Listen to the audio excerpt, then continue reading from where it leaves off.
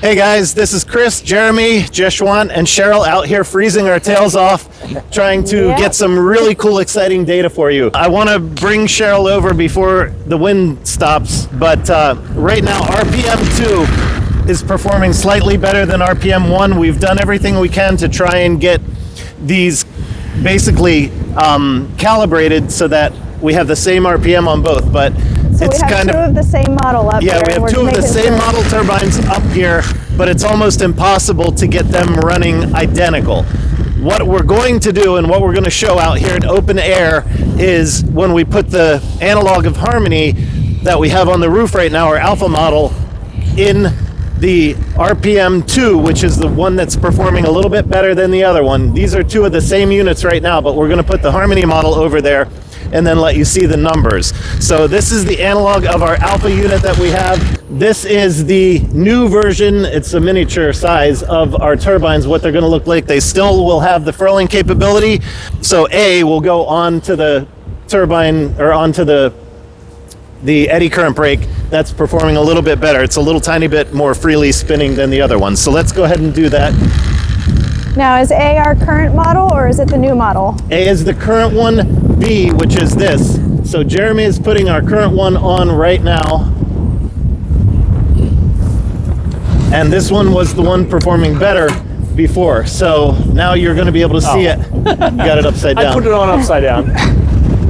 Now, folks, I want to mention to you the turbines, whenever they look like they're still or spinning backwards, it's called the wagon wheel effect. That is spinning so fast that my camera can't capture. It's a frame rate issue. Right. So come over here while we have good wind, guys. That was the one that a moment before with the two equal turbines on it was performing way better because that spindle over there is spinning a little bit more freely.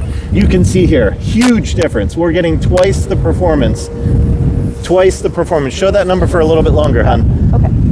You know, we're looking at 1400, 1260 versus it's literally double.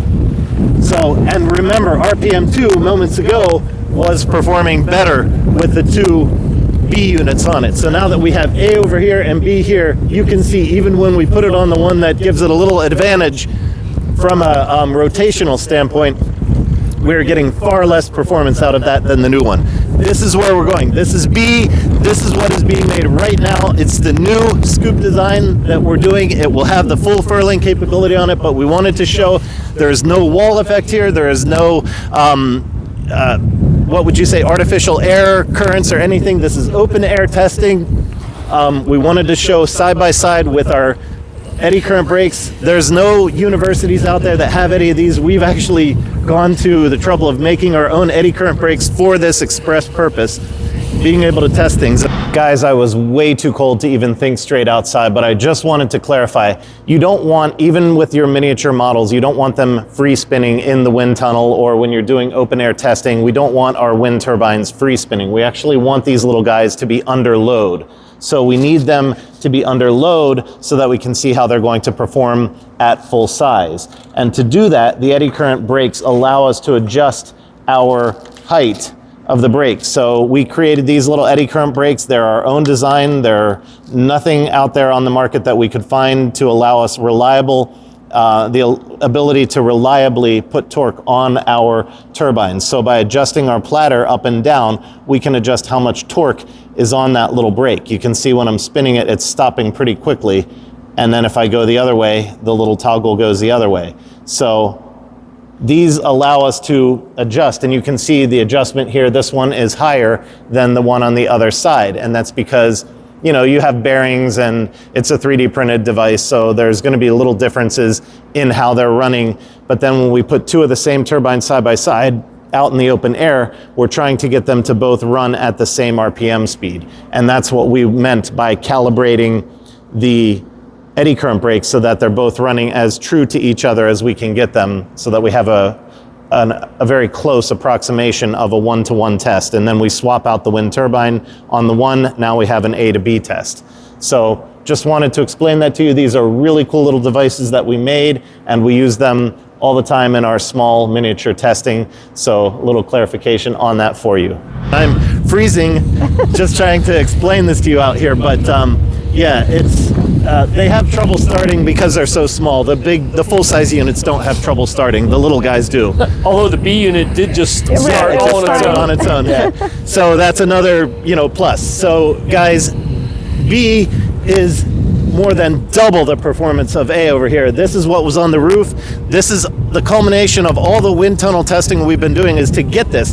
When you can double your performance, guys, that's huge. Doubling your performance is absolutely massive. So we're not chasing unicorns. We're not chasing, 2 and 3% improvements. We're chasing a 200% improvement. That's massive, or 100% improvement. I'm too cold to do math. Anyway, all right, so we're going to wrap this up so that we don't freeze to death. Jeremy and Jeshwant have been troopers. They've been out here for 2 hours doing this stuff, working on getting it calibrated, getting it set up.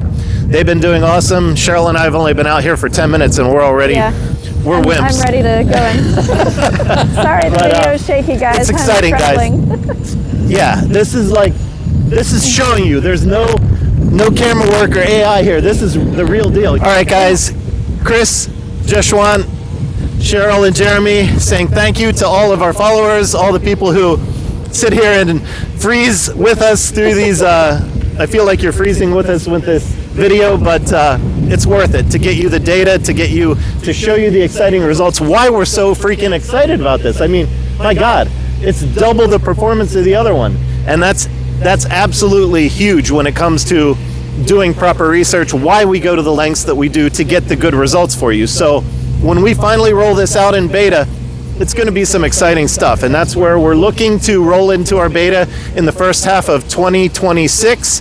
So we're just finalizing with our scoop designs, we're finalizing where the generator is at and what we're doing with the charge controller, and then we're moving into beta. So first half of 2026 should be pretty exciting, guys. Thank you to all our followers, our investors. Please, if you like what we're doing, if you love what we stand for and what we're doing out here, freezing our tails off doing this research, then please consider investing and becoming an investor in Harmony Turbines. Just go to harmonyturbines.com, click on Invest Now, and you can become part owner in our company. We're trying to do this so that we can ultimately bring you the products that you want in the end, a small-scale, reliable, vertical axis wind turbine solution that's going to be great for your home or for your business. That's what we're all about here, guys. No fluff, no AI or anything. People have accused us of having AI on our stuff because it's so revolutionary.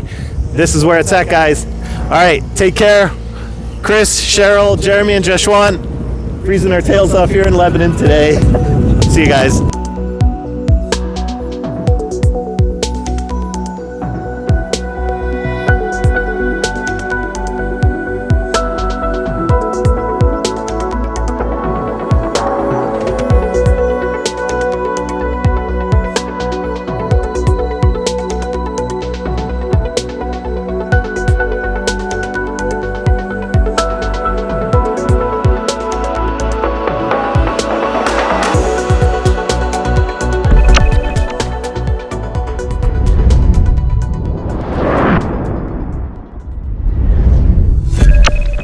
Harmony Turbines.